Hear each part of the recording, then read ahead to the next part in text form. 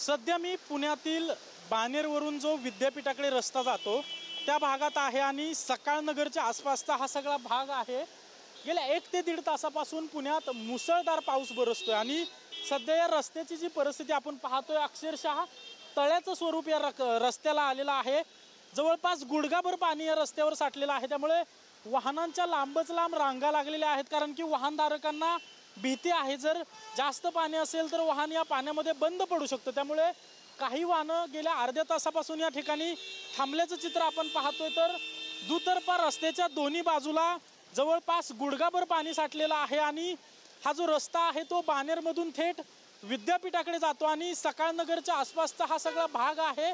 आपण पुढे पाहतोय आता देखील मुसळधार पावसाला सुरुवात झालेली आहे आणि या पावसामध्ये मोठ्या प्रमाणात या रस्त्याला पाणी साठल्यामुळे नागरिकांची गैरसोय होते।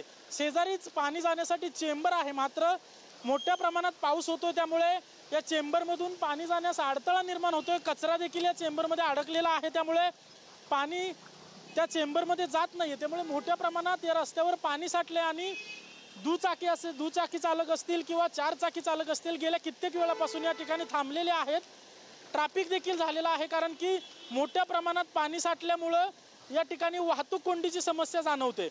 कॅमेरा पर्सन विकीसह अजिंक्य धायगुडे, TV9 मराठी, पुणे।